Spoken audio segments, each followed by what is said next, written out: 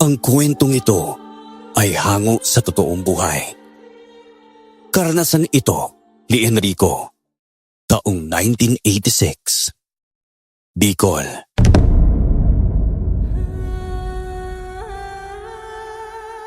Lumaki ako kasama sina Lolo Carding at Lola Carmen. Sila ang tumayong mga magulang ko. Nang mamatay sa isang trahedya ang mga magulang ko. Simula bata hanggang sa magbinata, mulat na ako sa kahirapan ng aming buhay. Malapit sa dagat ang bahay namin at tanging pangingisda ang ikinabubuhay at umaasa sa biyaya mula sa dagat. Ang mga tao.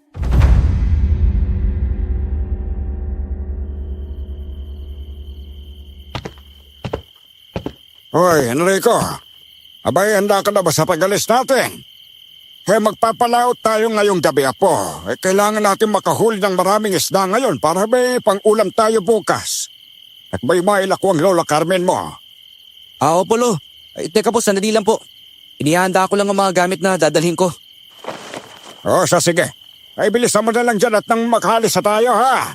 Hindi naman masama ang panahon ngayon, kaya paniguradong may marami tayong mahuhuling isda ngayong gabi. Abay, sana nga, Carding. Halos ilang gabi nga rin hindi magandang resulta ng pagpapalaot ninyo. Kakaunti lang ang naiuwi ninyong isda rito. O kaya minsan nga wala talaga. Ikaw talaga, Carmen Abay, hindi naman namin kasalanan kung mailap ngayon ang mga isda sa laot, ano? Pasalamat na lang tayo. Dahil kahit papalo binibiyayaan pa rin kami ng dagat kahit kaunti. Kaya lang nga namang utusan namin ang isda na magpahuli sa amin ni Enrico, hindi ba? Kung pwede lang sana matagal ko nang ginawa yun. Lolo Carding talaga, oh. Mapipi ko na naman yan si Lola Carmen sa inyo, eh. Yang hilig talaga ninyong barahin si Lola ng mga pabiro ninyong tirada. Ewan ko nga riyan sa lolo mo, Enrico. Ang mabuti pa, pagsabihan mo siya, Apo. Ipagtanggol mo naman ang lola mo. Ay dahil sa lahat ng nabingwit na isda ng lolo mo, ako yata ang pinakakakaiba, ano? Bah, totoo naman talaga yan, Kayong dalawa talaga, Lo. Lao, para pa rin kayong binata at dalaga kung magkulitan kayo, eh. Hindi naman binabase sa edad yon, Apo. Ganun lang talaga kapag mahal ninyo ang isa't isa. Hindi batayan ang pagiging dalaga, binata o matanda sa paglalambing. Tama ang lola mo, Apo. Kaya ikaw, kapag nag-asawa ka na piliin mo ang babaeng masasamahan ka hanggang sa pumuti ang buhok mo. Yung tipong sa hirap at ginhawa, palagi pa rin kayong magkasama. Opo, Lolo Carding, Lola Carmen. Tatandaan ko po yung mga sinasabi po ninyo. Mabuti. Ano po? Abay, tapos ka na bang ihanda ang mga gamit mo? Tagal mo Opo, Lo. Umalis na tayo. Mauna na kami, Carmen, ha? Mag-ingat ka rito sa bahay. Kayo rin, Carding, Enrico. Sige po, La. Alis na po kami. Nagpunta na kami ni Lolo sa dalampasigan at kaagad na nagpalaot gamit ang sarili naming bangka. Walang pagbabadya ng sama ng panahon ng gabing yon. Kaya kampante kami ni Lolo na magiging maayos ang pagpapalaot naming dalawa. Sa loob ng halos ilang taon naming pangingisda, wala pa kaming naging karanasan ni Lolo sa laot. Nang makarating nga kami roon, nagsimula kaagad kaming mangisda. Naghintay rin kami ng halos kalahating oras bago kami magkaroon ng unang huli namin. Hindi kami tumigil noon at muli naming inihagis ang aming lambat sa dagat. Nasa kalagitnaan kami ng paghihintay nang biglang nagkaroon ng pagkulog at panakanakang kidlat sa kalangitan. Pansin din naming lumalakas ang alon noon, kaya nababahala kami ni Lolo. Ay, nako, mukhang hindi maganda ito, ha? Abay, mukhang biglang sumama ang panahon eh. Naku, kung kailan dito tayo sa laot apo eh. Naku, oo nga po, Lo. Kanina pag-alis natin sa bahay, wala naman pong senyalis na masama ang panahon eh. Naku po, mukhang kailangan na natin umalis dito sa laot apo. Naku, mabuti pa umuwi na lang tayo ha. Bago pa tayo tuloy ang abutan ng ulan at ang malakas na alon dito.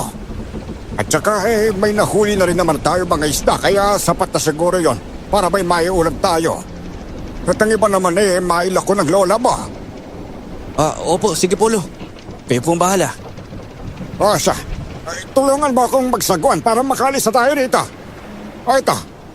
Sige po, Lo. Teka, sandali po. Naririnig mo rin ba ang ingay na yan? Opo, Lo eh. Grabe ang ganda po ng boses na humihimig. Parang nangaakit na hindi ko pa maintindihan. Teka, nakakaramdam po ako ng antok at gusto kong umidlip, Car. Sandali. Nako, tama ka po. Maging ako ganoon din ang nararamdaman ko mukhang may mali sa lugar na ito. Iwan ko lang po, Lo ah. Teka lang.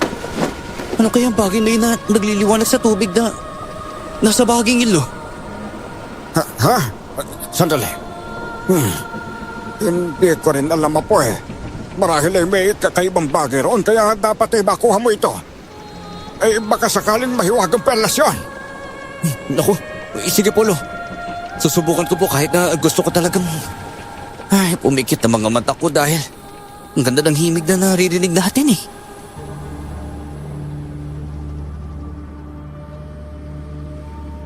Akmang tatalon na sana ako sa tubig para sisiring yon. Pero biglang lumubog ang bangka namin ni Lolo na parang may humatak nito pailalim sa tubig. Pareho naman kaming nagulat at napasigaw. Nang nasa tubig na kami, hinanap namin ang bangka. Nang makita naming nakataob ito, mabilis kaming lumangoy ni Lolo patungo roon para makasampa sa ibabaw niyon. Sa hindi ko inaasahan, nang medyo malapit na ako roon, may kung anong nilalang ang humawak sa mga paa ko at hinatak ako patungo sa malalim na parte ng dagat. Nagpumiglas ako at nang magawa kong makaalis sa kung anumang nilalang na iyon, nakita ko ang nagliliwanag na bagay. Kaya sinisip ko ito. Nang mahawakan ko iyon, sinugod ako ng 2 nilalang. Kaya nakipaglaban ako sa kanila. Mas nagliwanag pa ang bagay na iyon. Kaya nagsipulasan ang kung anumang mga nilalang papasugod pa sa akin. Mabilis din akong umahon noon. Enrico po! Abay, ano ba nangyayari sa'yo ha? May nilalang po na humatak sa akin patungo sa ilalim ng tubig, Loy. Naku, mabuti na lang po. Napiglas ako sa kanya kaya nakuha ko rin tong nagliliwanag na bagay na nakita ko kanina eh. Grabe po niyan po pala to, Lo. Naku, ayos ka lang ba? Nasaktan ka ng mga nilalang na yun ha? Naku, sa kabutihang palad po, ayos lang naman po ako, Lo. Hindi po nila ako nagawang saktan. Dahil nagsipulasan po sila ng magliwanag itong pudyal na hawak ko eh. Naku, mabuti naman kung ganon. Halika na rito at tumapit ka na sa akin. Sige po, Lo. Sandali lang po. Lalangoy po ako patungo dyan sa inyo. Sige po. Ingatan mo yung pudyal na nakuha mo ha. Opo, Lo, sige po. At saka... Enrico! Hindi pa man ako nakalapit noon kay Lolo, may bigla na namang humatak sa akin pabalik sa ilalim ng tubig. Sinubukan kong magpumiglas at makipaglaban sa nilalang na nakikita ko roon. Pero mabilis ang mga kilos niya. Napansin kong bahagya siyang umiiwas sa nagliliwanag na punyal na hawak ko. Kaya ginamit ko iyon para protektahan ang aking sarili. Halos tumagal din ako ng ilang minuto sa ilalim ng tubig hanggang sa maramdaman ko na lang na parang nanghihina ako. Kalaunan, hindi na ako makahinga pa kaya sinubukan ko sanang umahon. Kaya lang ay nawalan na rin ako ng lakas para lumangoy pa. Napapikit na lang ako ng mga mata ko noon dahil nawawalan na ako ng pag-asang makaligtas pa sa sitwasyong iyon. Ramdam kong parang inaanod ako ng malakas na agos ng tubig doon. Kaya hinayaan ko na lang. Nagising na lang ako noon dahil narinig ko ang boses ni Lolo Carding.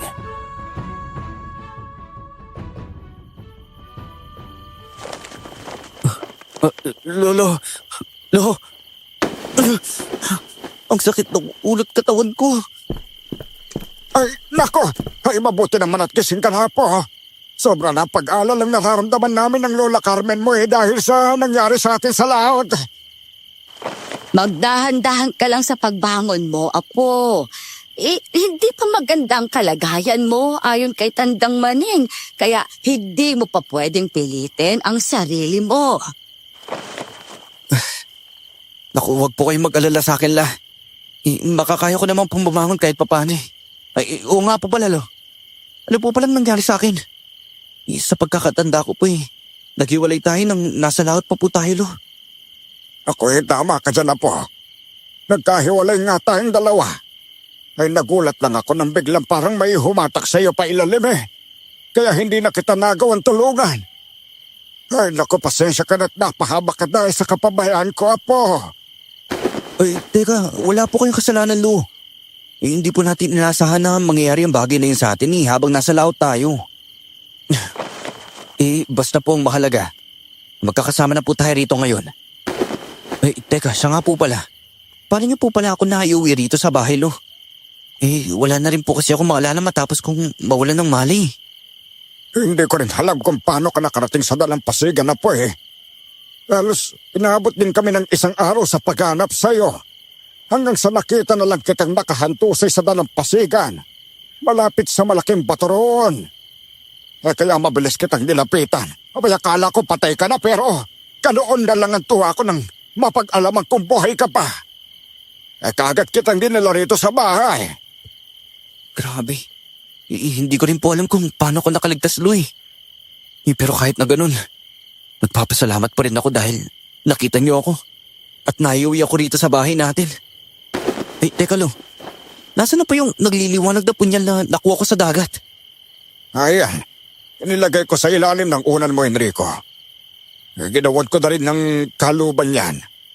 Nakapagtataka nga dahil nang makita ko yung hawak mo habang nakahandusay ka Hindi na nagliliwanag ang punyal na yon. Ngayon ang nangyari rito habang nasa laot tayo Nagliliwanag na punyal? Ngayon ko lang yata narinig ang tungkol sa bagay na yan. Oo, Carmen. Abay nakita yun ni Enrico. Kaya kukunin sana niya sakto namang lumubog ang bangka namin. Nasisisid naman yun ang apo mo. At nakuha pero may mga nilalang na kumalaban sa kanya sa ilalim ng tubig. Bago mangyari yun sa amin nakarinig pa kami ng isang tinig na humihimig Mukhang kakaiba ang bagay na yon kung ganon. Hindi kaya ikapahamak pa natin yon dahil nakuha mo ito, Apo. Baka balikan tayo ng mga nilalang na nakalaban mo. Hindi pa naman po siguro, La. Paniguradong hindi naman po nila ako nakilala. Kapag hindi po nila nakita sa akin ang punyal na ito, hindi po nila malalaman na ako ang kumuha. Pero teka, ano po bang mga nilalang yun, Lo? Napansin ko kasing parang sirena sila. At mabilis ang mga kilos nila. Marahil, sila rin ang may kagagawan ng naririnig natin doon bago nangyari ang lahat, no, Lo? Naku, marahil ay tama ka nga po. Kung hindi ako nagkakamali sa iniisip ko ngayon magindara ang mga nilalang na naengkwentro natin sa laot. Sila ang mga kilalang aswang sa dagat. Abay siguro nga sila ang dahilan kung bakit nandoon ang punyal na nakita mo. Kaya nabitawan nila o kaya natakot sila. Lalo na't nagliliwanag ito na mag-oras na yun.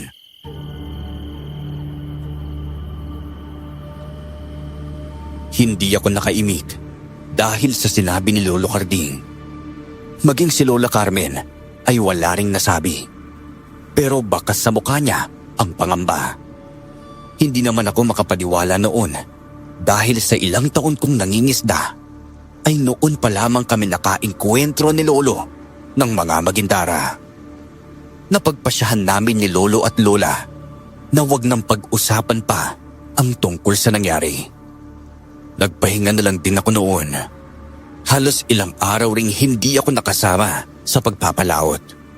Simula naman nang mapasakabay ko ang nagliliwanag na punyal. Kapag sumapit ang gabi, pakiramdam ko ay may kakaiba sa paligid namin. Hanggang isang gabi nga noon, hindi na ako nakatiis pa. Nang maramdaman kong parang may umaaligid sa bahay namin, nagpasya akong lumabas, dala ang punyal na noon ay may kaunting liwanag na lumulusot. Dahil nasa kaluban ito, maging ang gintong hawakan nito ay nagiging matingkad.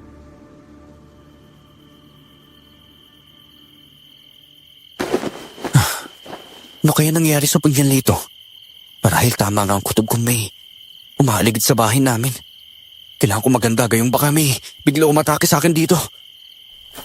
Enrico, apo, anong ginagawa mo dito sa labas ng bahay natin? Akala ko nakauwi na ang lolo mo dahil nakarinig ako ng mga pagyabag. Ikaw lang pala ang may gawa nun, apo. Oo pala. Nagmamatsyag lang po ako sa paligid natin la. Kinukutuban po ako kasi parang may umaaligid sa bahay natin kaya tinignan ko na lang po. Bahagya rin po kasi nagliliwanag ang punyal eh. Naku, ikaw talaga, Enrico. Huwag mo nang isipin pa ang tungkol doon. Halika na at pumasok na tayo sa loob ng bahay. Nang sa gayon, makapagpahinga ka na. Sige po la. Ayos ka lang ba, apo?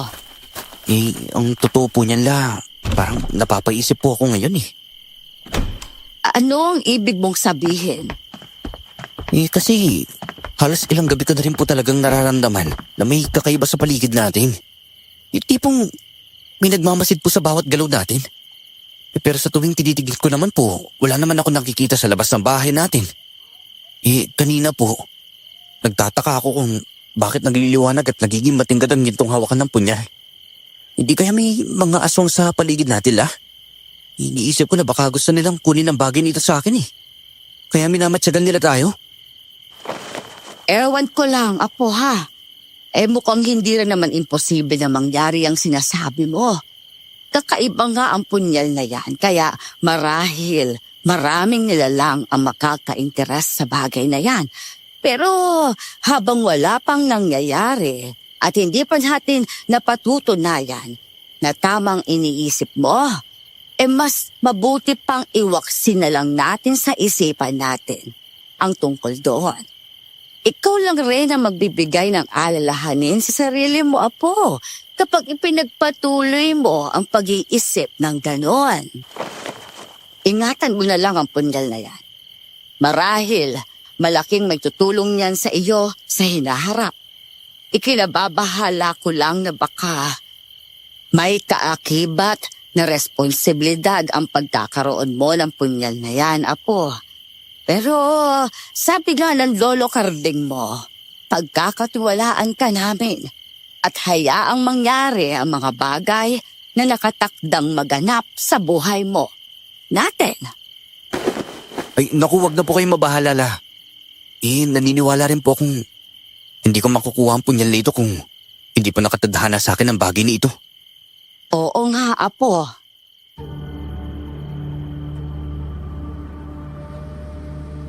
Matapos ang naging usapan namin ni Lola, nagpasya na kaming matulog. Nang mga sumunod na gabi, walang nagbabago sa mga nararamdaman ko sa paligid namin. Hinayaan ko na lang din iyon, pero naging alerto na lang ako sa mga posibleng mangyari. Kung sakali mang tama ang kutob kong may mga umaaligid sa amin. Dahil maayos na ang pakiramdam ko noon. Isang gabi, nang magpapalaot sana si Lolo Carding, sumama ako sa kanya. Ayaw naman noon ni Lolo, kaya kinausap ko siya at pinilit.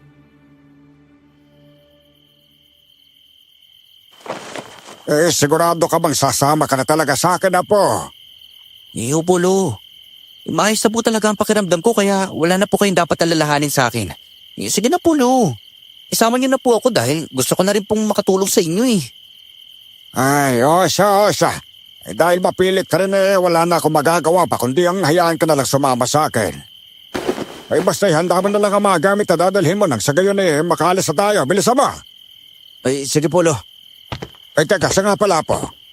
Dadalhin mo bang punyal mo? Iiwan mo yan dito.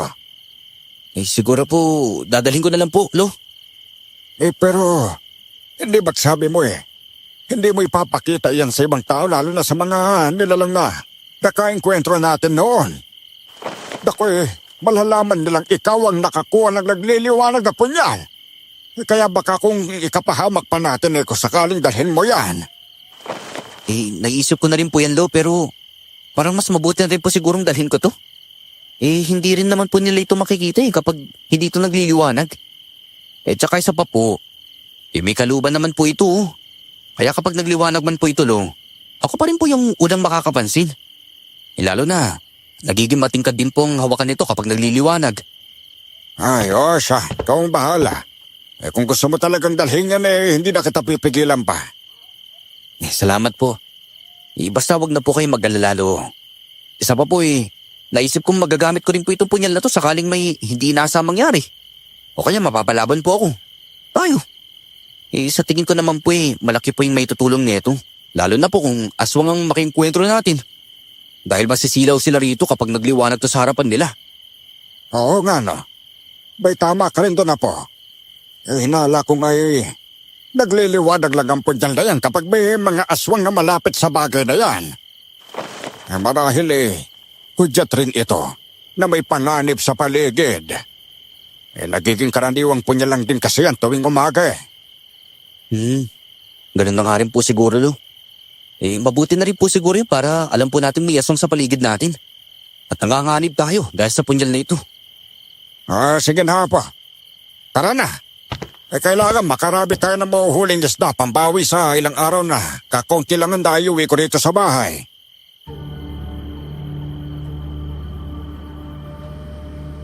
Tumangulang noon ako kay Lolo bilang tugon. Dahil natutulog na si Lola Carmen, hindi na kami nakapagpaalam pa sa kanya. Pagkalabas namin ni Lolo sa bahay namin, kakaiba ang bigat ng pakiramdam ko noon. Hindi ko alam kung bakit, pero ipinagsawalang bahala ko na lang muna. Maglalakad na sana kami ni Lolo paalis ng bahay namin para pumunta sa dalampasigan nang may maulinigan kaming ingay sa paligid namin. Napahinto kaming dalawa at nagkatitigan dahil hindi kami pwedeng magkamali sa mabibilis na mga pagyabag na narinig namin. Alam naming hindi lang isa ang may gawa niyon, kung hindi marami. Kaya nabahala kami ni Lolo. Napatingin din ako sa punyal na nasa tagiliran ko at napansin kong nagiging matingkad na naman ang hawakan niyon at bahagyang may lumulusot na liwanag. Kaya alam kong may panganib ng mga sandaling yon. Hindi ako pwede magkamali na mga aswang ang may gawa ng mga pagyabag na yan, Lo. Tignan niyo ang punyal, Lo. Dahil nagiging matingkad ang hawakan nito. Naku, tama ka nga po. Mukhang pinaliligiran tayo ngayon ng mga aswang. Kung ganoon, simula nang mapunta sa akin ng punyal na ito, hindi nga ako nagkamali ng nararamdaman kong may naging kakaiba sa paligid natin, Lo. Marahil noon pa man, minamatyagan na talaga nila ako. Tayo, Lo. Posible nga sinasabi mong yan na po. Ay kaya pala minsan kapag naglalakad ako papunta sa dalampasigan, ramdam kong may mga matang nakabasid sa akin. At may kung anong sumusunod sa likuran ko. Ay kapag naman nagpapalingalinga ako, ay wala naman ako nakikita. Hindi ko akalaing may nakabantay nga pala talaga sa akin. Kung hindi po ako nagkakamali, pakay po nilang punyal na ito. Pwes, nagkakamali sila kung inaakala nilang ibibigay ko ito sa kanila. Okay, makukuha nila ito sa akin. Basta wag mong hayaang mapunta sa kanila punyal na yan na po. Paniguradong may ibang balak sila sa bagay na yan. Opolo. O siya, dito ka na lang muna po ha. At kukunin ko lang ang mga itak natin. Babalik ako kaagad para kung sakaling sugurin man tayo ng mga nilalang na nakapaligid sa atin sa mga oras na ito, may magiging armas tayong panlaban sa kanila. Sige, Polo. Bilisan lang po ninyo ha. At baka matake po ang mga nilalang na yan eh. Oo, Apo, sige. Kinuha ni Lolo ang mga itak namin sa loob ng bahay at bumalik din kaagad. Ibinigay niya sa akin ang isang itak. Inihanda namin ang mga sarili namin sa mga susunod na mangyayari. Nasa ganoong sitwasyon kami ni Lolo Carding nang makarinig kami ng sunod-sunod na pag-angil. Nagpalingalinga kaming dalawa at napansin namin ang mapupulang mga mata ng mga aswang na nakapaligid sa amin noon. Nang una, nag-alangan pa kami ni Lolo sa magiging susunod na hakbang namin. Nang marinig namin ang mabibilis na mga pagyabag ng mga aswang na yon na papalapit sa aming dalawa, napahawak kami ng mahigpit sa mga itak namin. Naisip kong hugutin na rin sa kaluban niya ang punyal na nagliliwanag na noon. Dahil sa ginawa ko, nakita namin ni Lolo ang mga aswang na papasugod sa amin. Nasilaw ang mga aswang at napahinto sa pagtakbo. Kami na ni Lolo ang umatake sa kanila. Kung ang nagliliwanag na punyagang ito ang pakay niyo rito, ngayon pa lang, sinasabi ko na hindi niyo ito makakuha sa akin. Kahit pa na gabi-gabi kayong babalik at magmamadsak dito sa bahay namin, wala kayong mapapala sa akin. Apa, sugurin lang natin sila na sugurin habang nasisilaw pa sila sa liwanag ng punyal. Kahit papano mahihirapan din sila makipaglaban dahil sa hawak mo. Sige, Polo, gagawin po natin yun. Hindi ako papayag na makuha nila ang bagay nito. Sige pa, ako na ang kakalaban sa mga aswang sa bahaging ito. Ikaw na ang bahala sa iba pa. O Polo, mag-ingat po kayo. Ikaw rin na pa.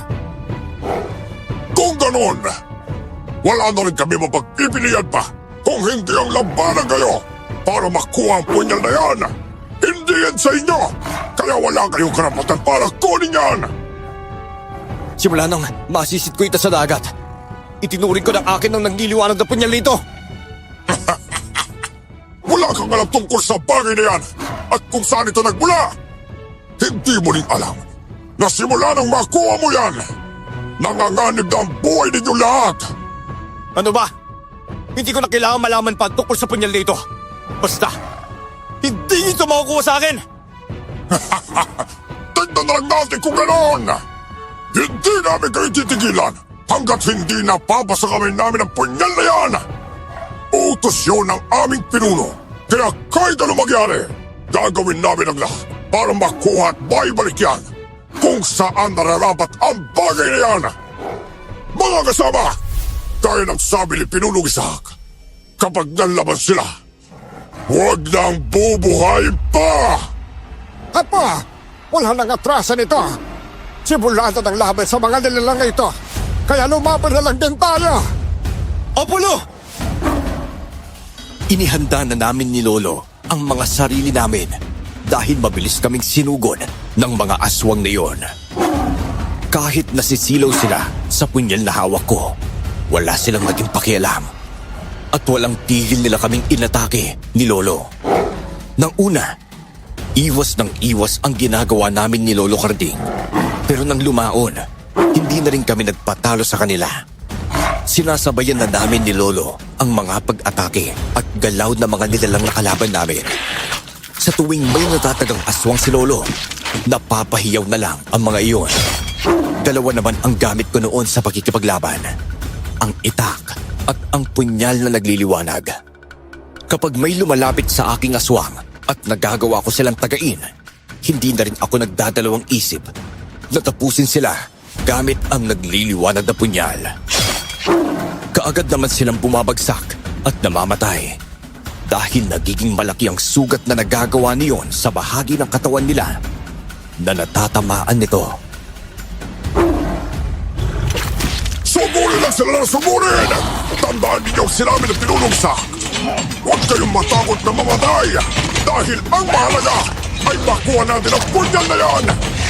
Alam nyo kung gaano kadelikado ang bagay niya para sa atin! Kung ganon, kinakatakutan ninyo ang punyal na ito, kaya gusto niyo makuha. Wala akong sinabing kinatatakutan namin ang bagay na yan! Pero sa tono ng boses mo, mukhang may bakas ng takot ang pagkakasabi mo nun ah. Tumahimik ka! Apa! Gawin na lang din natin ang nararapat sa mga aswang na yan at yun ay patayin sila! Mas mabuti na rin wala ng mga nilalang na tulad nila ang mabubuhay rito sa mundo natin!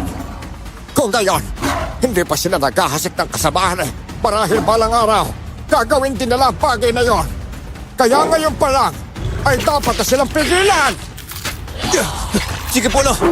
Susubukan po natin gawin ang bagay na gusto ninyo. Ah! Kung inaakala ninyo magiging madali lang iyon, dahil nasa inyo ang nagliliwanag na punyal, nagkakamali rin kayo. Marami ang bilang namin, kaya bago pa man ninyo kami maubos at mabatay, siguradong makukuha na namin sa inyo ang punyal na yan! Hindi naman natin malalaman kung makakaya namin kayong ubusin na mapatay kung hindi natin susubukan, di ba? At isa pa, nasimulan na rin namin ang pakikipaglaban sa inyo. Kaya ipagpapatuloy na lang namin. Hindi rin naman ninyo kami titigilan. Kaya't mas mabuti nang matapos ang laban sa pagitan natin. Sige! Kung gusto nyo na matukong laban, ibibigay namin sa inyo yun! Kayong lahat, sabay-sabay silang atakin! Walang aatras! Hanggat hindi napapatay ang dalawang yan! Ganoon din tayo pa! Hindi na rin natin sila atrasan ngayon! O palo! Dahil sabay-sabay na sumugod ang mga aswang sa amin, wala na kaming nagawa ni Lolo kung hindi ang salubungin sila. Mas nagliwanag naman noon ang punyal na hawak ko, kaya lumakas ang loob ko. Hindi ako nakaramdam ng kahit na anong takot noon dahil nag-iinit ang hawak ng punyal na yon. Dahilan para gumaan ang aking katawan.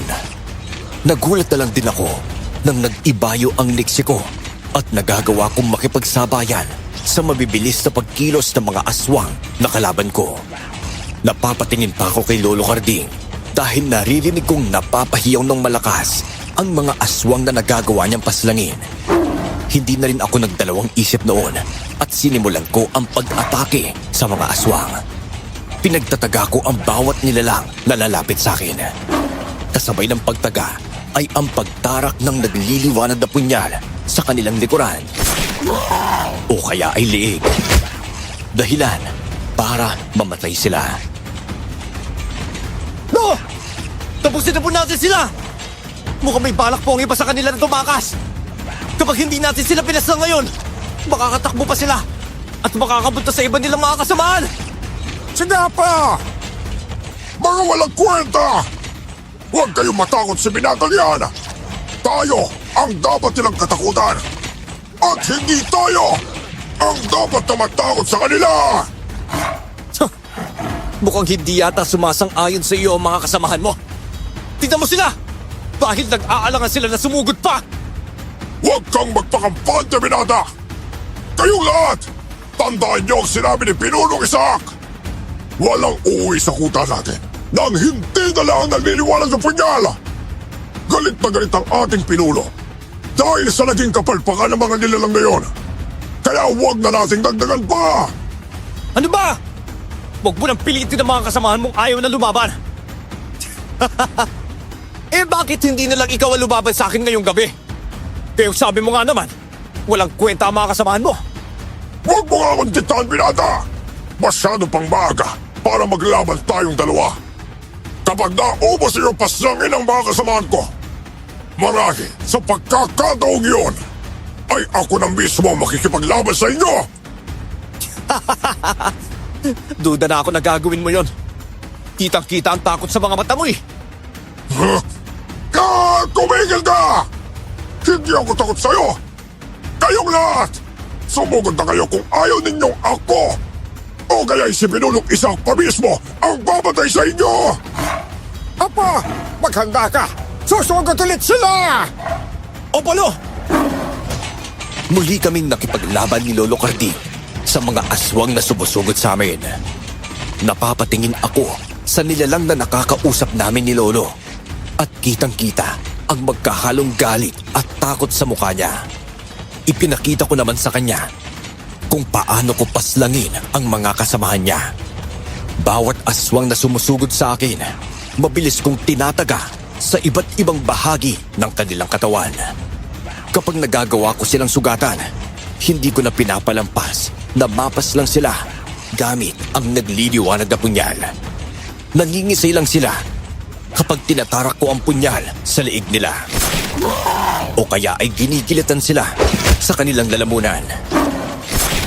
Dahil sa pakikipaglaban namin ni Lolo, halos napaslan na namin ang mga aswang na sumusugod sa amin ng gabing iyon. Dahil sa nakikita ng iba nilang mga kasamahan, nagsimulang magsipulasan ang mga nilalang. Maging ang aswang na nakausap namin ni Lolo ay wala na ring nagawa kung hindi ang tumakbo paalis doon. Lo, huwag na po natin silang hayaang makatakas pa. Paniguradong magsusumbong sila sa kanilang pinuno. Tama ka po. Halika na! Habulin na natin sila! Baka sakaling matuntun natin sila sa kanilang kuta! Sige po, Lo. Ilalagay ko na po muna sa kaluban niya ang punyal na ito. At baka mabitawan ko habang tumatakbo eh. May mahirap na po.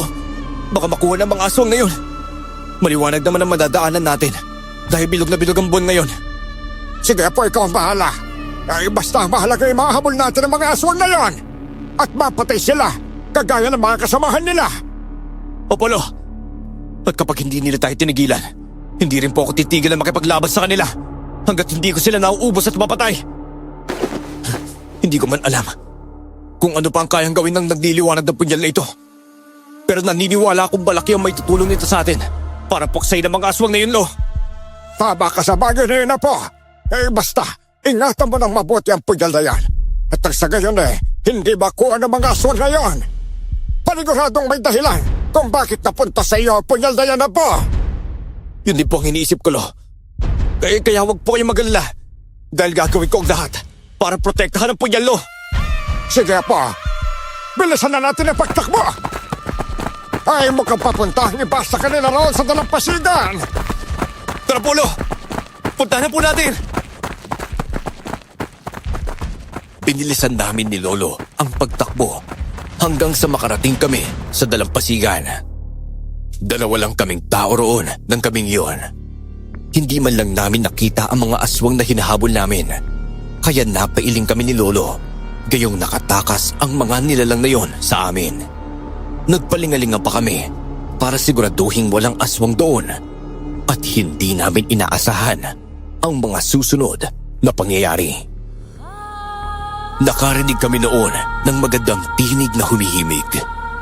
Nakaramdam kami ng kakaiba ni Lolo at nadadala kami sa tinig na iyon. Pero pinipigilan namin ang mga sarili namin na makaramdam ng antok. Biglang umambon at ilang sandali pa, lumakas ang ihip ng hangin maging ang alon.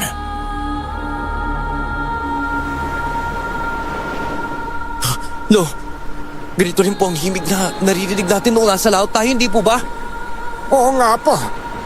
Hindi ka nagkakamali sa bagay na yun, Enrico. Naku po, mukhang hindi maganda ang sitwasyon natin ngayon. Posibleng nasa paligid lang natin ang mga nilalang ngayon. Kaya kailangan nating maging alerto at maingat, Apo. Tama po kayo. Posible po kayang silang dahilan kung bakit lumalakas ang ihip ng hangin ngayon at maging ang maalon. Posible nga yun, Apo. Pakiramdam ko nga hinaantok na rin ako dahil sa magandang himig na naririnig natin. Ako rin nga po, Loy. Ano pong gagawin natin ngayon, Lo? Siguradong kapag nagtagal pa tayo rito, baka mapahamak po tayo. Tama ka, Apo. Mabuti pa umalis na muna tayo rito, ha? Huwag na muna tayo magpalaot ngayong gabi dahil delikado na at baka maulit ang nangyari sa atin noon. Sige po, Lo. Halika na po. Umuwi na po tayo. Matapos din ng naglilaban natin sa mga aswang na yun. Nakaramdam po ako ng pagod ngayon eh. Sige na, Apo. Tara na. Akmang hahakbang na sana kami ni Lolo paalis doon nang mas lumakas pa ang himig na naririnig naming dalawa. Maging ang ihip ng hangin at alon ay ganoon din. Kinutuban ako ng hindi maganda. Lalo na at ilang sandali lang, napaharap kami sa dagat at may napansin kaming dalawang nilalang doon. Hindi ko nagawang tignan noon si Lolo dahil naituon ko ang atensyon ko sa mga nilalang na iyon. Napansin ko kaagad ang mapupulan nilang mata na nagbabaga sa dilim.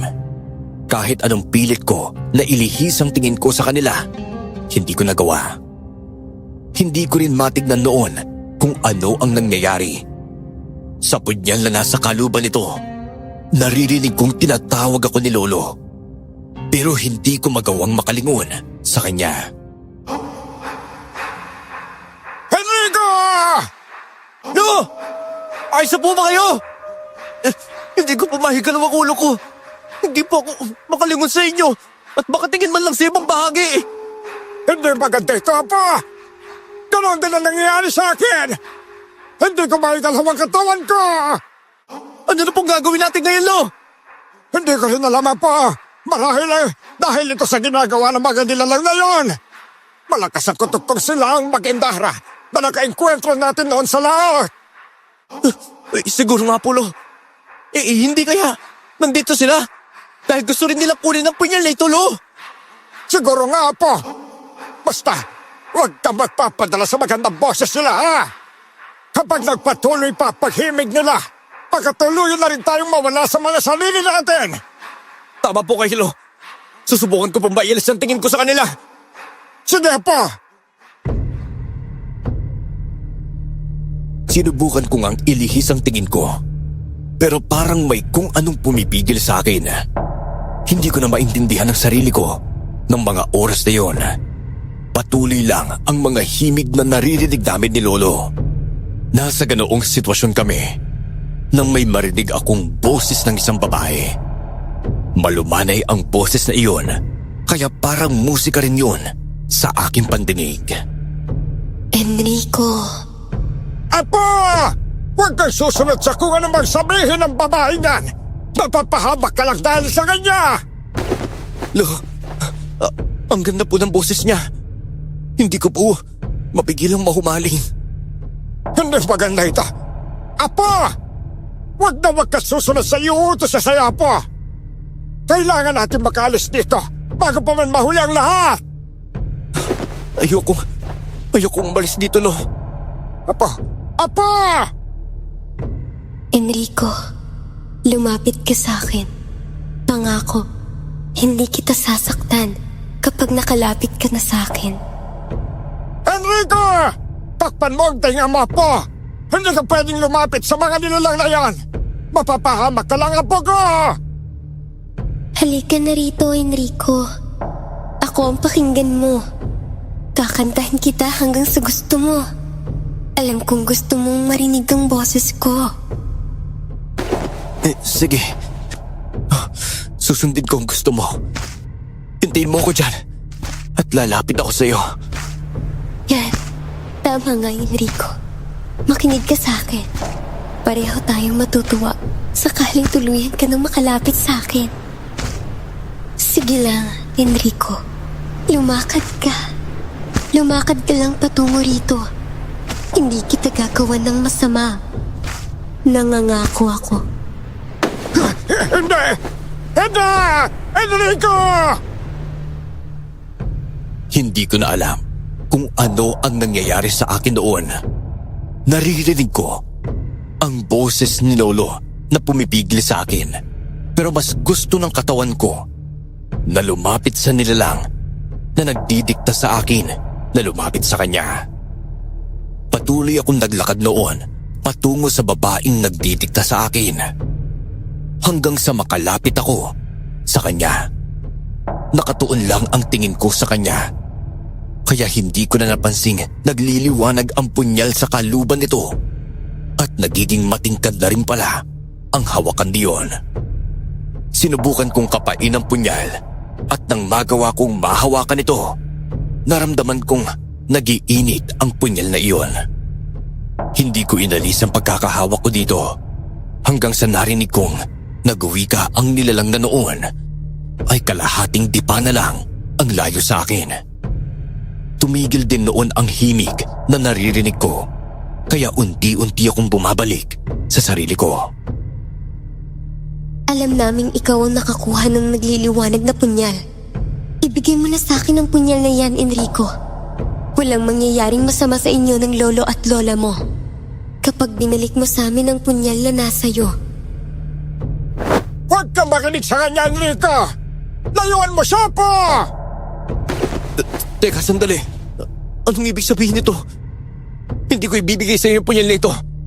Kung nagawa man ninyong kontrolin ako dahil sa magandang boses nyo, pues, ngayong wala na ito.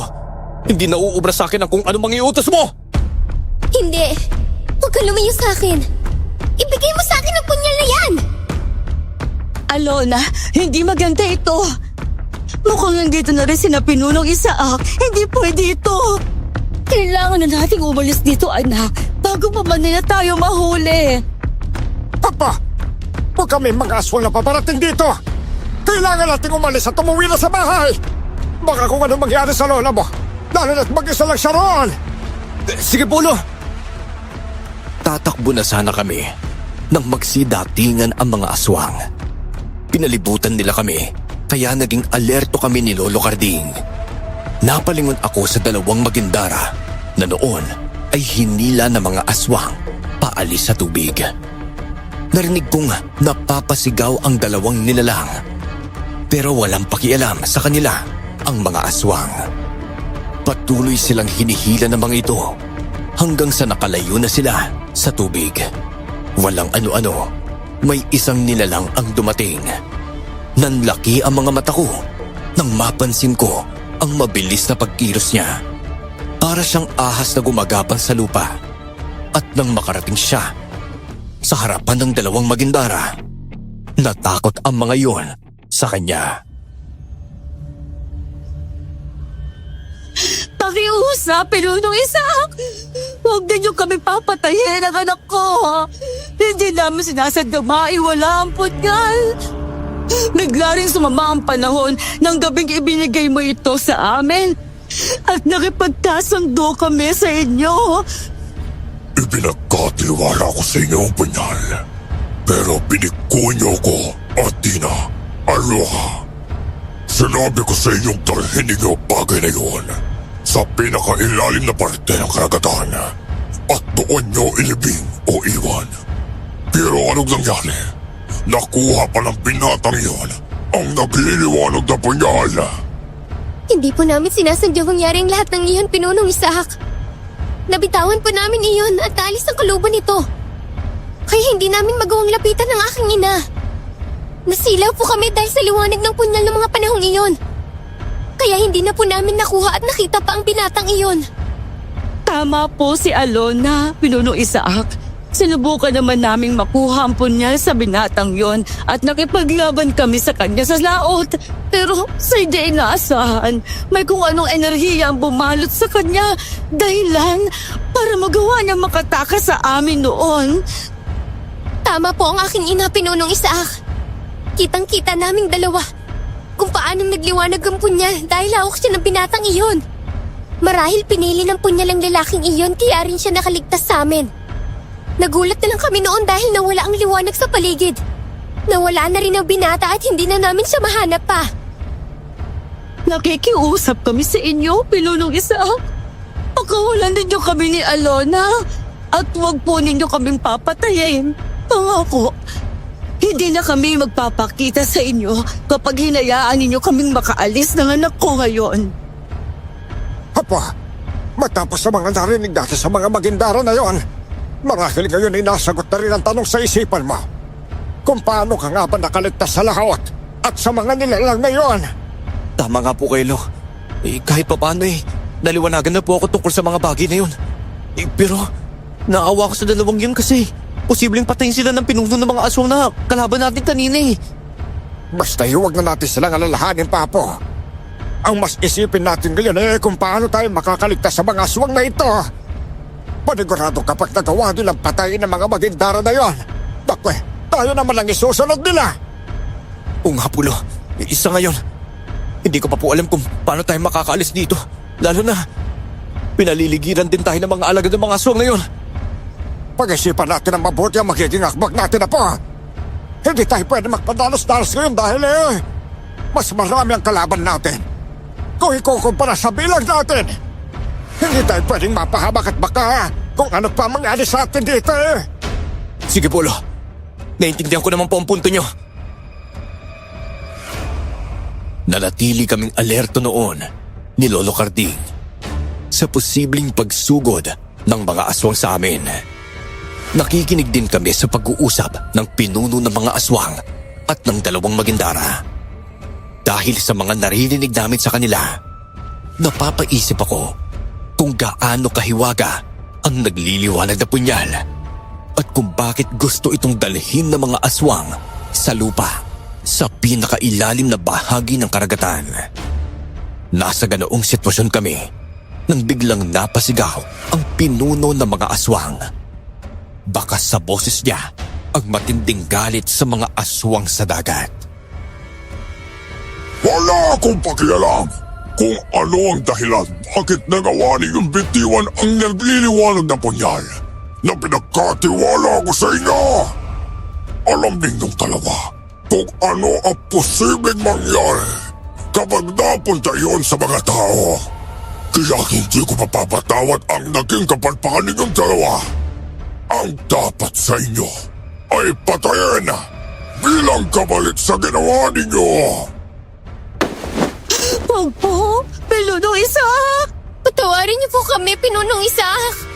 Huwag po ninyo kaming patayin. Gusto pa po namin mabuhay. Kung gusto niyo palang mabuhay pa, sana inayos ninyo ang trabaho ninyong dalawa. Hindi na po mauulit, Pinunong Isaac.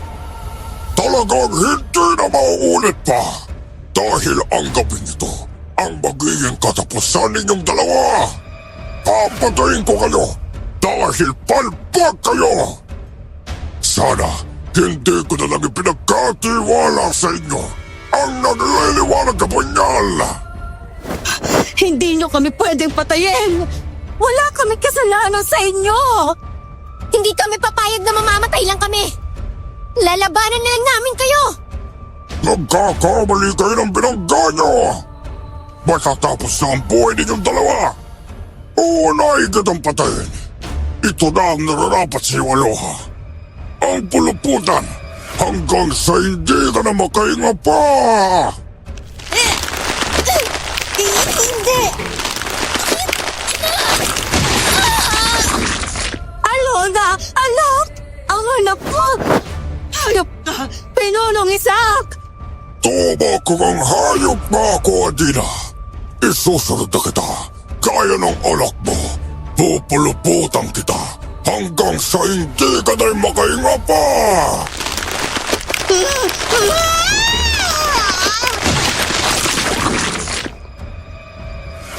Nagulat ako dahil sa ginawang pagpatay ng pinuno ng mga aswang sa dalawang magindara. Hindi ako namamalikmata dahil kalahating tao at ahas ang pinuno ng mga aswang na iyon. Gamit ang pang-ilalim na katawan niya, ay nagawa niyang patayin ng walang kahirap-hirap ang dalawang magindara nang paluputan niya ang mga nilalang na iyon. Nang mapaslan na niya ang mag-inang magindara, mabilis siyang lumapit sa direksyon namin.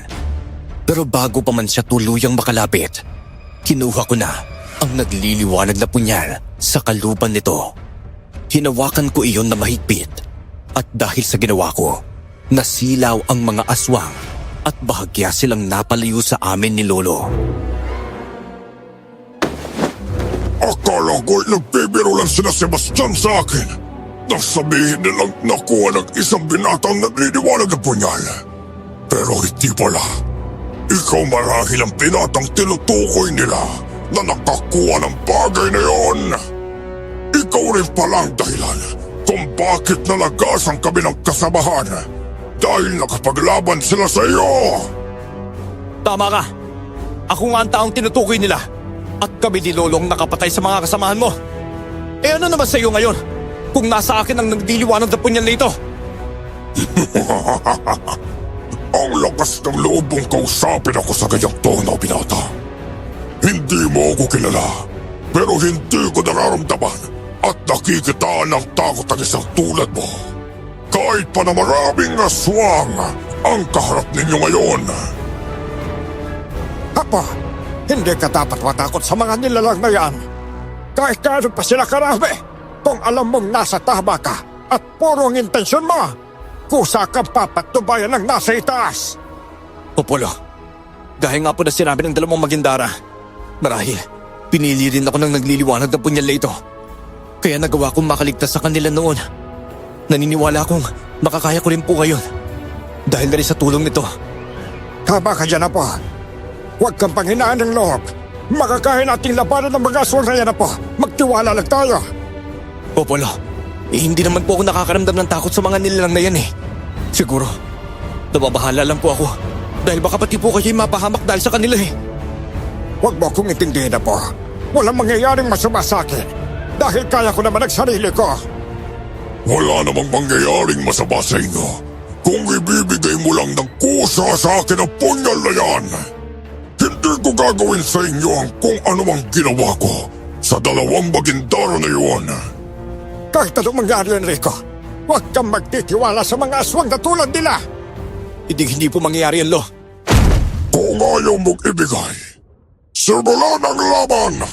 Kaya, sugurin niyo sila at patayin silang dalawa! Sinugod kami ng mga alagad ng pinunong aswang na iyon.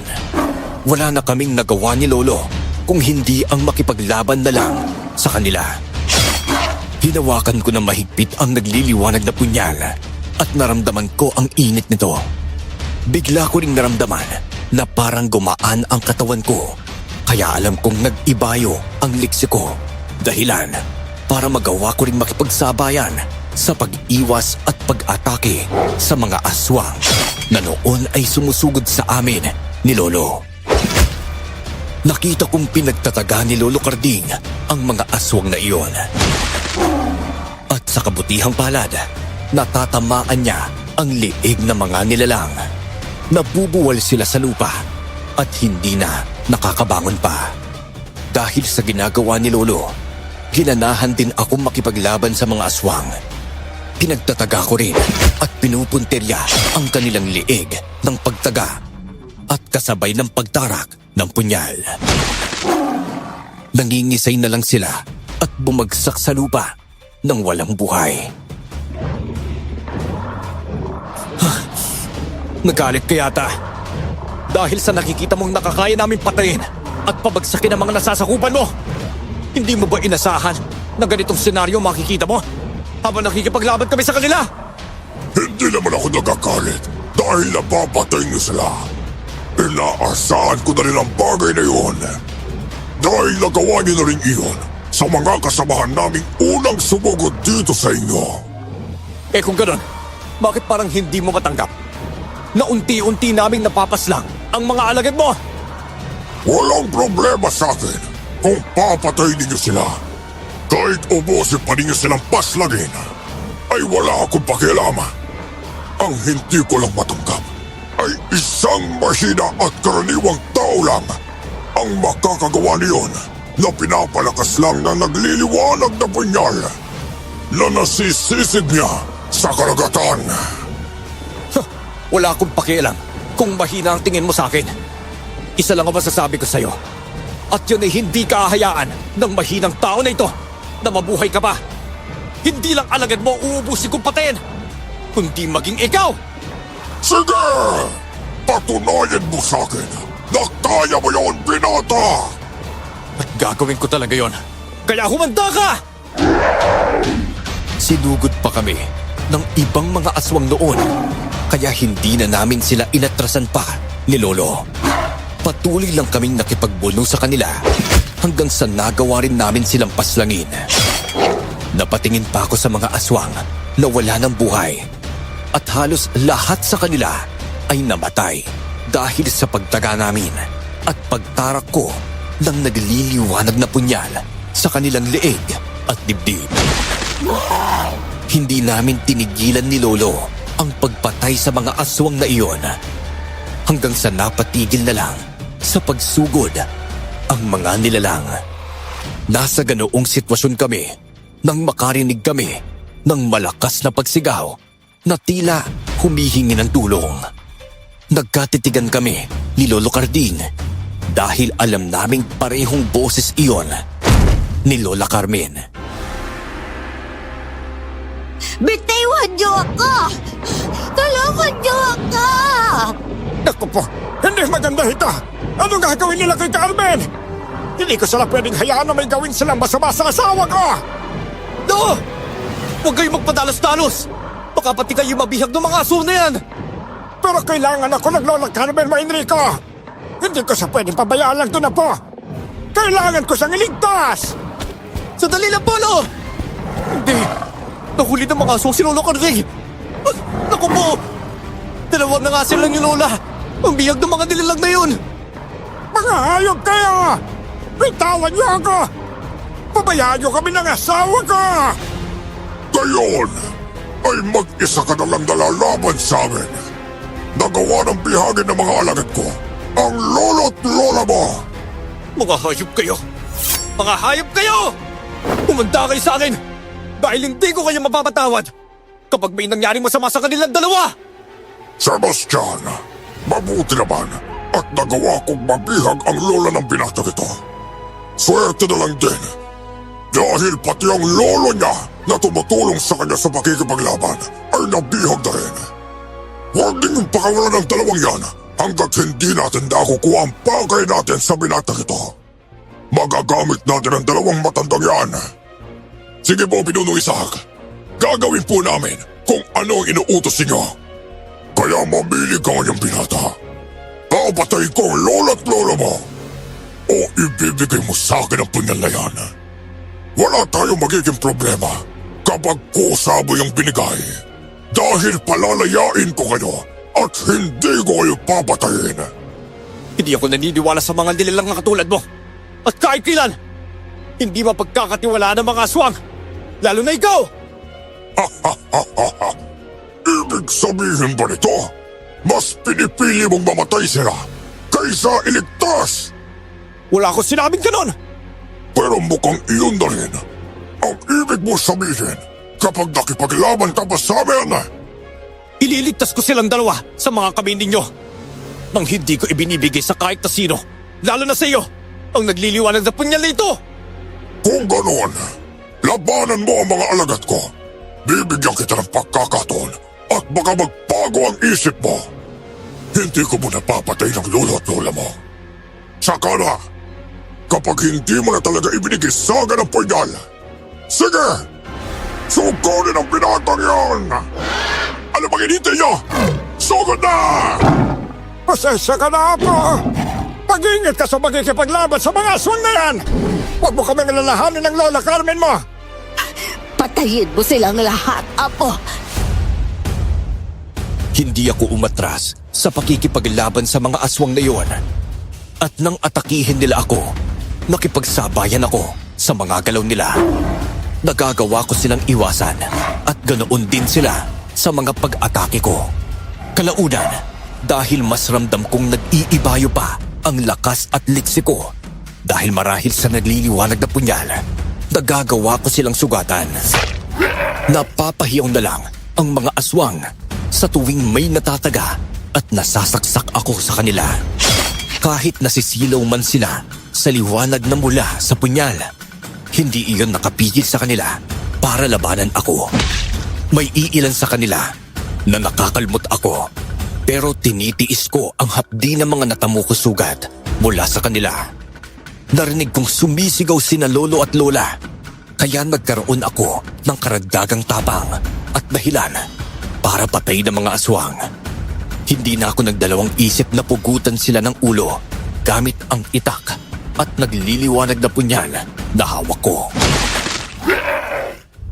Kung inaakala ninyo mapapasuko ninyo ako dahil marami kayo at hawak ninyo ang lola at lola ko, magkakamali kayo sa bagay na yun. Hindi ko kayo titigilan hanggat hindi ko nauubos sa mapas ng angkan ninyo. Sinimulan ninyo akong gambalain, kaya ako nagtatapos sa lahat ng ito. Bilib din ako sa tapang mo, binata. Tama nga si Sebastian tungkol sa sinabi niya sa'yo.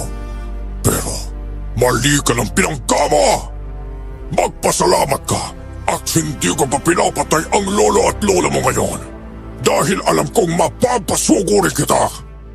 Hindi mangyayari kung ano man ang iniisip mo. Hindi ko talaga maintindihan kung bakit ganoon na lang ninyo kagusto na makuha ang nagliliwanag ng punyal na ito. Marahil, gagamitin niyo ito sa kasamaan. Hindi ba? Mali ka sa iniisip mo! Hindi na namin kailangan ng punyal na yan para magpalaganap ng kasamaan sa lugar na ito. Wala rin naman sana kayong magagawa sakaling ng biktima na kami rito sa lugar ninyo. Kung hindi mo lang nasisid at nakuha ang bagay na yan. Eh kung hindi nyo gagamitin sa kasamaan ng punyal na ito, anong binabalak ninyo? Ang ilayo lang yan sa amin.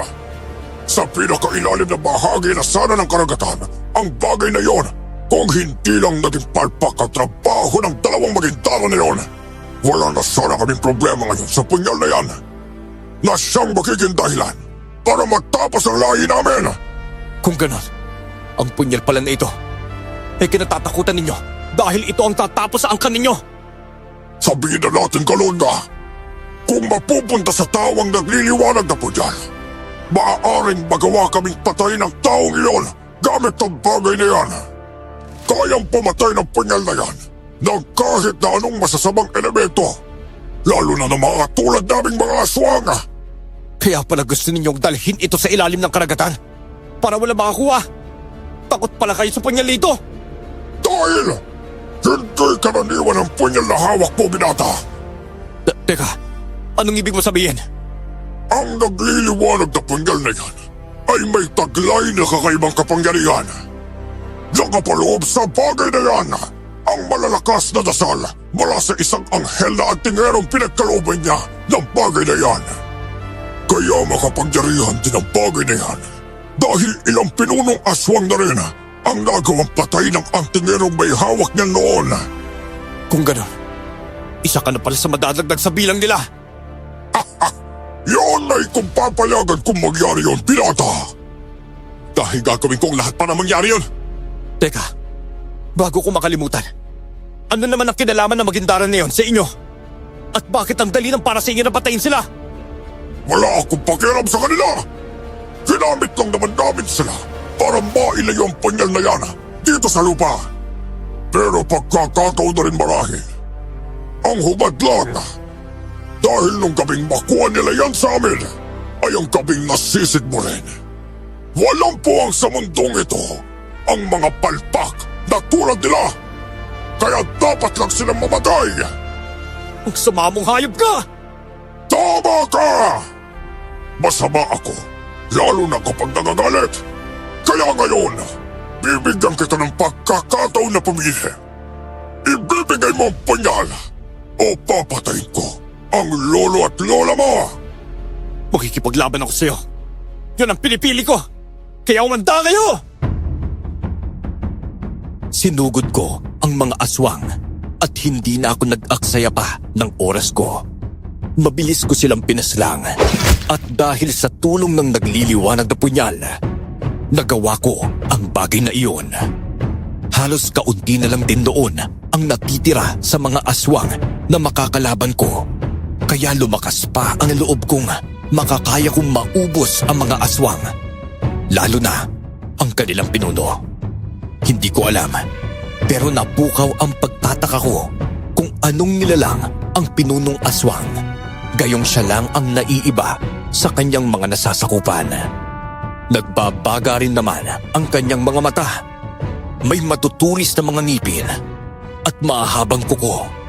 Bukod pa roon, kakaiba ang anyo nito dahil kagaya ng ahas ang kanyang pang-ibabang katawan at ulo. At ang kalahati nga ay kagaya ng isang tao. Naiiba ka sa lahat.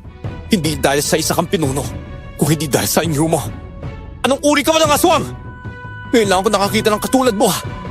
Kagaya ka rin ng mga magindara. Pero kalahating ahas at tao ka nga lang. Alam kong kanino mo pa gustong itanong yung pinata. Hinihintay ko lang din na magtanong ka.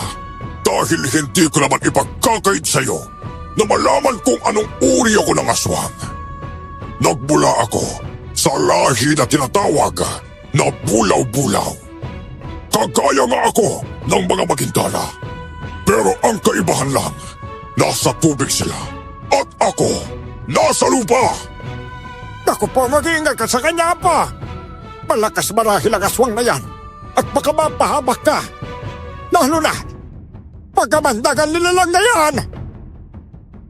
Mukhang alam ng lolo mo ang tungkol sa mga katulad ko, binata. Hindi ka ba natatakot na siya mismo ay nagbibigay ng babala na mag-iingat ka sa akin? Kagaya nga ng sinabi ko, wala akong kinatatakutan dahil nasa akin ang nagliliwanag na punyan. Baka ikaw pa nga natatakot sa akin ngayon. Kung ganon, marahil ibang bagay ang kinatatakutan mo. Sebastian, alam mo na ang gagawin sa dalawang matandang yan. Opo, Pinunong Isaac. Kami na pong bahala sa kanila. Sige, Sebastian. Dahil doon, nakaramdam ako ng pagkabahala para kina lolo at lola.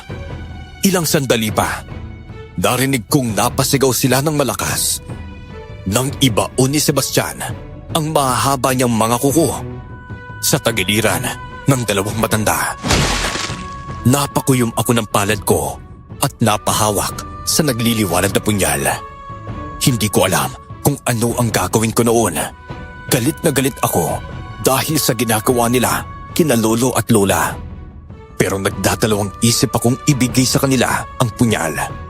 Alam kong kapag nakuha nila ito sa akin, papatayin pa rin nila kami, kaya hindi ko rin pwedeng gawin yon. Ayokong magpadalos-dalos sa pasya ko. Kaya kahit hindi ko maatim ang ginagawa nila sa dalawang matanda, mas pinili ko pa rin makipaglaban sa mga aswang. Dahil sa galit, sinugod ko ang mga nilalang at walang pagdadalawang isip na pinagtataga. Tinatarak ko ang punyal sa dibdib nila hanggang sa kanilang tiyan. Apa! Huwag mo kaming isipin ng lola mo. Kung mamatay man kami, hayaan mo kaming dalawa lang. Ang mahalaga maging ligtas ka. Kaya huwag mong ibibigay ang nagliliwanag na punyal sa kanila. Tama ang lolo karding mo, Enrico. Alam mong kapag nakuha nila yan sa'yo, pati ikaw mapapahamak at papatayin pa rin nila tayo. Mas mabuti nang nasa'yo ang nagliliwanag na punyal para madawa mo silang labanan. Huwag mo na kaming alalahanin na po. Ayos lang kami ng Lola Carmen mo. Oh, makipaglaban ka lang, Apo. Kaya mo yan. Tumahimik kayong dalawa! Dahil mas masasaktan lang kayo sa akin! Aray ka! Tama na! Tama na! Huwag din niyo saktan ang lola at lola ko! Nakikiusap ako sa inyo! Tigilan mo na muna, Sebastian! Ngayon, alam mo na kung ano ang gagawin mo, binata. Bibigyan kita ng huling pagkakataon na pumili kung lalaban ka at papatayin nila ang lolo at lola mo o ibibigay mo sa akin ang nagliliwanag na punyal at magiging ligtas kayo. Pagpasyan mo na maigi, binata. Sige, nakapagpasya na ako. Napansin ko ang malapad na ngiti ng pinunong aswang dahil sa sinabi ko.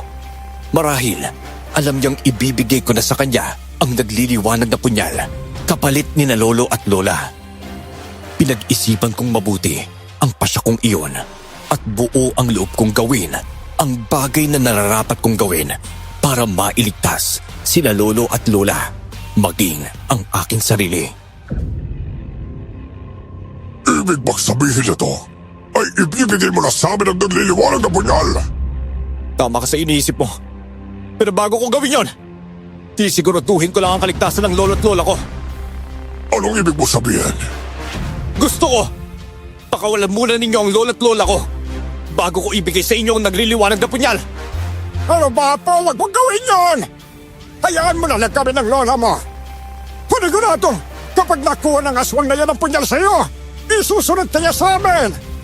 Siguro naman ay hindi mo gagawin ang bagay na yun, no? Pakawalan na ninyo ang lolo at lola ko. Nang sa ganon, maibigay ko na rin sa inyo itong nagliliwanag na punyal. Sige na, Sebastian. Gawin mo na ang gusto ng pinatang yan. Hayaan ninyo makalapit sila ng gusto sa akin. bago ko ihagis ang punyal. Sigurado po ba kayo sa bagay na ito, Pinunong Isaac? Oo, Sebastian. Sundin mo lang ang sinasabi ko. Kapag nakuha natin ang nagliliwanag na punyal, wala na rin tayong ibang gagawin kung hindi ang umalis dito. Masusunod po, Pinunong Isaac. Sige na! Maglakad na kayo! Papunta sa apo ninyo! Bilisan ninyo dalawa! Mabilis ngang naglakad papalapit sa akin sina Lolo Carding at Lola Carmen. Paika-ika silang dalawa, kaya nilapitan ko na sila at inalalayan. Nang masiguro ko na malayo na sila sa mga aswang, naglakad na ako palapit sa pinunong aswang para isagawa akong anumang binabalak ko. Nang makalapit ako sa kanya, inakala niyang iaabot ko sa kanya ang nagliliwanag na punyal. Pero iba ang ginawa ko. Buong lakas ko itong itinarak sa kalahati ng katawan niya. Hindi niya inasahan ang gagawin kong iyon, kaya napahiyaw siya. Natamaan ako ng buntot niya nang magpumiglas siya. Dahilan para tumilapon din ako. Nabuwal ako sa lupa, pero tiniis ko ang pananakit ng katawan ko. Napangisi ako dahil nagawa kong sugatan ang pinunong aswang. At hawak ko pa rin ang nagliliwanag na punyal. Nagsiangilan noon ang mga aswang at galit na galit ang kanilang pinuno. Ayop kang pinata! Isang kang traitor! Kaya dapat sa mga tulad mo ay pinapatay! Hindi ko nakasalanan kung nahulog ka sa patibong ko. Hindi ako tanga para ibigay sa inyo ang nagliliwanag na punyal na ito. Handa akong makipaglaban sa inyong lahat. At alam mo yun, sa simula pa lang. Hindi ko mapapatawad ang ginawa mo sa akin! Dahil doon, papatay namin kayo lahat! Pumanda ka! Sa ikaganto ko sa inyong tatlo! No! Kunin na po ang itak na ito. Baka sakaling sugurin kayo ng mga aswang. At mayalmas mo kayo. Kayo na rin po ang bahala kay Lola. Dahil tatapusin ko ng labanan sa mga nilalang ngayon, no? Sige pa, pag-iingat ka Enrico ha! Nilakasan ko ang loob ko noon. At nang magsimula ng sumugod ang mga aswang sa akin, hindi na ako nag-alangan pang patayin silang lahat. Seryoso akong nakipaglaban sa kanila at hinayaan sina Lolo at Lola na labanan ang ibang mga aswang na umaatake sa kanila. Hinarap ko na noon si Sebastian at si Pinunong Isaac. Hindi ako nakaramdam ng kahit anong takot dahil pakiramdam kong poprotektahan ako ng punyal sa labanang iyon. Mas nagliwanag ang bagay na iyon, kaya alam kong sang-ayon ito sa hangarin kong paslangin ang mga aswang. Nang sugurin ako ni Sebastian, nakipaglaban ako sa kanya. Nang una, nagagawa niya pang iwasan ang mga pag-atake ko. Pero dahil mas nag-ibayo ang lakas at liksi ko, kalaunan ay nagagawa ko siyang tamaan. Itatarak ko na sana sa dibdib niya ang punyal, pero nagawa niyang pigilan ang kamay ko. Dahil sa ginawa mo, hindi na kayo mabubuhay pa ng lolo't lola mo! Hindi ko ayang mangyari mapaslang ninyo kami! Kayo ang hindi ko napubuhayin dahil wala kayong kwenta sa mundong ito! Para kayong mga insekto sa mga pananim na kailangan puksain! Huwag mo kaming itulad sa bagay na yun! Dahil mas katakot-takot kami! Hindi ikaw ang makakapatay sa amin! Alam natin kung makakaya kong gawin yun o hindi. Itataya ko ang buhay ko. Magawa ko lang na ubusin ang angkan ninyo! Tapusin mo na ang pinatay at Sebastian! Hindi na siya dapat pinabuhay pa. Kapag nakabawi ako ng lakas dahil sa ginawa niyang pagsaksak sa akin ng nagliliwanag na punyal, tuturugin ko siya ng pinabina! Sige po, Pinunong Isaac. Ako na po muna ang pahala sa binatang to. Siguraduhin mong pahihirapan mo ang binatang yan. Hindi katanggap-tanggap ang ginawa niya sa akin. Aba, Pinunong Isaac, kumanta ka dahil magiging katapusan mo na ang gabing ito. Tignan natin kung sinong nakatakdang matatapos kayong gabi. Sige na! Sugod! Naglaban kami ni Sebastian. Todo iwas kami sa pag-atake ng isa't isa.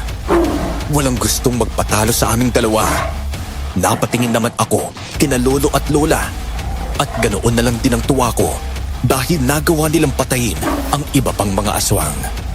Ang pinunong aswang na lang at si Sebastian ang natitira noon, kaya mas nadagdagan ang pagnanais kong tapusin na silang dalawa.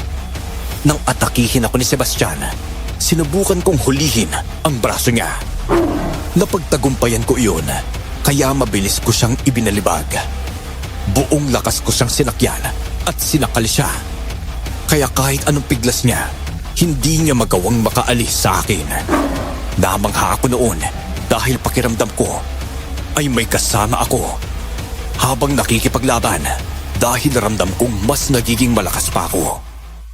Napapaubo na siya dahil sa pagkakasakal.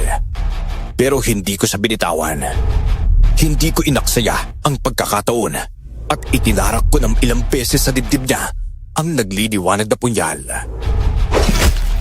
Sige na, Pinata! Tuluyan mo na ako! Bago ko pa man magawang makaalis sa sitwasyon ko ito! Huwag kang mag-alala! Dahil yun talaga gagawin ko! Magpaalam ka na sa pinuno mo dahil tatapusin ko ng buhay mo! Mamamatay pa rin ako nakipaglaban, kaya ayos din sa akin iyon! Damhin mong unti-unti kong paggilit sa lalamunan mo hanggang sa tuluyan ka na mawala ng buhay! Paalam! Ngayon, ikaw ang kahuli-huli ang natitira sa angkan mo. Hindi na rin kita pubuhay pa, kagaya ng mga kasamaan mo. Kumanda ka! Dahil sa gabing ito, mamamatay ka rin sa mga kamay ko! Sige! Huwag na nating patagay pang laban. Bilisan na lang natin nang sa gayon ay malaman kung sino ang magwawagi sa pagitan nating dalawa! Mabilis akong sinugod ng pinunong aswang, kaya hindi na ako nagdalawang isip na salubungin siya. Sinubukan ko siyang labanan, kahit pa na alam kong mahihirapan din ako sa kanya. Nagawa niya akong paluputan noon ng buntot niya at iniangat ako sa lupa. Napapahiyaw ako dahil pakiramdam ko ay madudurog ang mga buto ko dahil mas sumihigpit ang pagkakapalupot ng buntot niya sa akin. Tiniis ko iyon at sinubukan kong itarak ang punyal sa nakapalupot sa akin. Napahiyaw siya kaya ilang beses kong ginawa iyon. Naririnig kong napapasigaw sina Lola pero ipinagsawalang bahala ko na muna.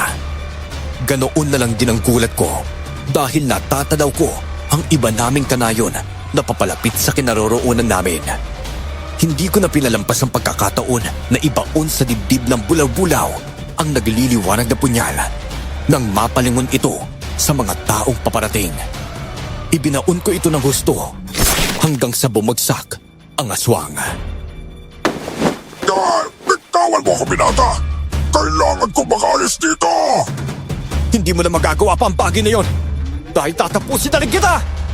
Ang sabi mo, bilisan lang natin ang laban. Kaya sinunod ko lang ang sinabi mo. Huwag kang mag-alala. Hindi naman ganun kasakit ang gagawin ko sa'yo. Anong pinabalak mo? Hindi mo dapat kami ng bagay na yan! Pag-iusap, hayaan mo ako makaalis dito! Pangako, hindi na ako magkukulo pa! Alam mo naman na hindi ko pwedeng gawin yon. Hindi na kita pakakawalan pa. Heto sa'yo! Itatarak ko nagliliwanag na punyal mula sa tiyan mo hanggang sa pinakatulong bahagi ng buntot mo. Damhin mo na lang ang sakit na gagawin ko sa'yo! Hindi! Ang sakit! Tigilan mo na ang ginagawa mong yung pag-iusap! Patayin mo na siya pa! O Polo, ngayon nagawa ko na sugatan siya hanggang sa buntot niya. Hindi na siya makakatakas pa! Pagawalan mo na lang ako! Nakikiusap ako sa'yo! Wala na akong pakialam kung mamatay ka. Yun din naman ang gusto kong mangyari. Tatapusin na lang kita ngayon na mismo. Itatara ko ng liliwanag na punyalito sa limdi mo. Tapos ka na!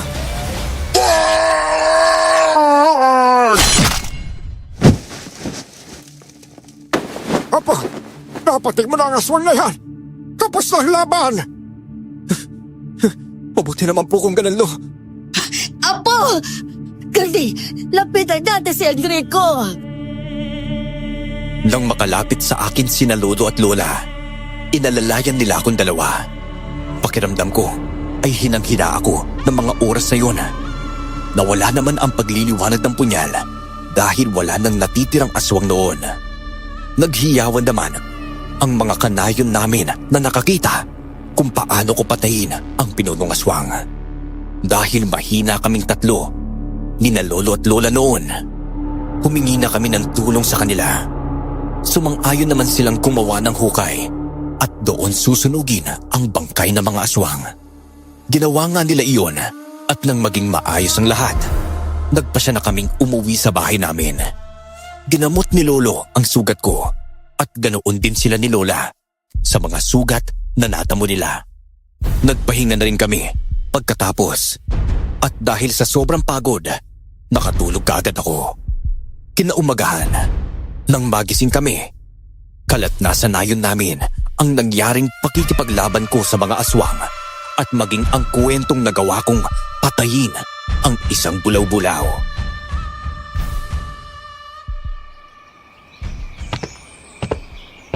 Bay mo kang makikilala nga po natin dahil sa ginawa niyang pagpaslang sa mga aswang, Carmen.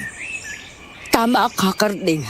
Hindi pa rin ako makapaniwalang napatay ng apo natin ang aswang na yun. Hindi pa inaasahang makikita ng mga kanayo natin. Iginawa ko lang naman po ang nararapat, Lo. At saka isa pa, tinulungan niyo rin naman po kaya ako. Yung halaga ngayon, ligtas na po tayong tatlo at wala na mga aswang na yun. Kung hindi lang ako lumabas ng gabing yon para hanapin kayo, marahil ay hindi ako nahuli ng mga aswang na yon. Ay huwag mo nang isipin pang tungkol doon, Carmen. Opo, alagaan mo ang punyal na yan, ha? Simbolo yan ng katapangan Taglaybo. Dahil sa naging karanasan natin sa mga aswang na yon. Sige po, Lo. Simula ngayon, tahimik na ulit tayong mamumuhay. Salamat naman sa Diyos at nakaligtas tayo ng gabing yon.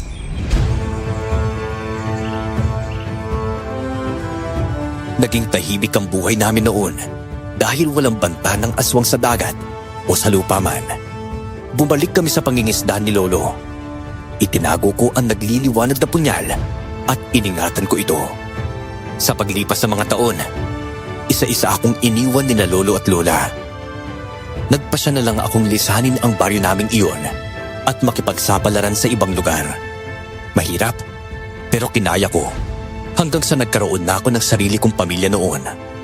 Hindi lingid sa kaalaman nila ang tungkol sa karanasan kong iyon dahil ikinuwento ko sa aking mga anak. Hanggang ngayon ay nasa akin pa rin ang punyal para lang itong karaniwang patalim na may kakaibang nakaraan. Matagal na panahon na rin ang nangyaring yun. Pero kapag pupunta ako sa baryo namin para bisitahin ang pinaglibingan kina Lolo at Lola, may mga tao pa rin nakakilala sa akin. Marahil, hindi nila nalimutan ang minsang may nakipaglaban sa mga aswang na isang binatang nakasisid ng nagliliwanag na punyal sa dagat ng aswang.